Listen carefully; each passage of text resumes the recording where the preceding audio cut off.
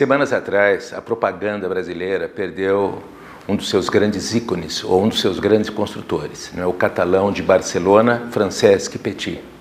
3 anos atrás, um dia o Petit me ligou e me convidou para almoçar.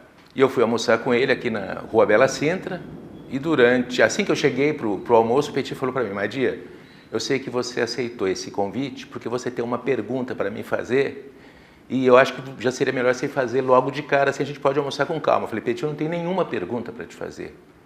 Você que me convidou para o almoço, falou: então tá bom, vamos tomar um drink, depois do drink você faz a pergunta. Tomamos o drink, ele de novo: Madia, você não vai fazer a pergunta? Eu falei: Petit, eu não tenho nenhuma pergunta para fazer. Falei: tá bom, então vamos fazer o pedido. E assim foi, tivemos o almoço. Quando chegou na sobremesa, o Petit falou: Madia, é a última chance que eu te dou de você fazer a pergunta.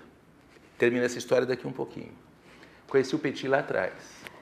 Eu tinha sido contratado para cuidar do marketing do Itaú no início dos anos 70, montei a primeira área de marketing do Itaú, e aí a gente resolveu trocar de agência, a agência escolhida foi a DPZ, e naquele momento eu conheci o Petit. Junto com o Petit, com uma equipe de marketing, com a equipe da DPZ, a gente fez todo o posicionamento do Itaú, e o Petit foi sempre o responsável pela parte formal, pela parte visual, pela identidade corporativa do Itaú. E assim foi até o final da sua vida. Ele partiu dias atrás, como eu disse para vocês, não é? A nossa participação foi relativamente pequena, foi de 3 ou 4 anos nesse processo. Depois, durante 30 anos, o Antônio Jacinto Matias e a equipe dele, brilhante, de marketing do Itaú, deram vida a essa marca, né? Deram vida a essa marca, deram consistência, deram conteúdo a essa marca. E o Petit sempre cuidou de preservar essa marca na sua integridade, fazendo todas as atualizações necessárias e suficientes sem descaracterizá-la, que é fundamentalmente a grande missão de um designer, não é? Volto para o almoço. Petit falou: Madia, você vai fazer ou não vai fazer pergunta? Eu falei: Petit, não tem nenhuma pergunta para fazer. Eu falei: então eu faço por você. Eu falei: tá bom, qual é a pergunta que eu queria fazer, que você acha que eu queria fazer? Ele falou: você queria saber se eu vendo a DPZ. Eu falei: Petit, eu não quero saber, mas já que você fez a pergunta, responda. E ele me disse: Madia, eu prefiro ver a DPZ acabar do que vender a DPZ. Depois ele acabou ficando doente. Há 1 ano atrás, eles acabaram vendendo a DPZ, vão entregar a DPZ há 2 anos atrás, no final desse ano.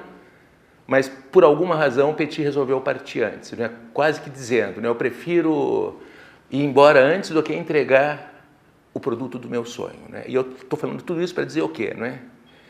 Eu não consigo imaginar como uma empresa que nasce a partir de um sonho de empresário possa ser vendida. Eu só admito a possibilidade de uma venda em 2 situações, né? A primeira situação, quando o tempo está passando, a pessoa está se aproximando de ir embora e ela não foi capaz de preparar a sucessão dela. Então, nesse caso, ele tem que vender para preservar a empresa, não é?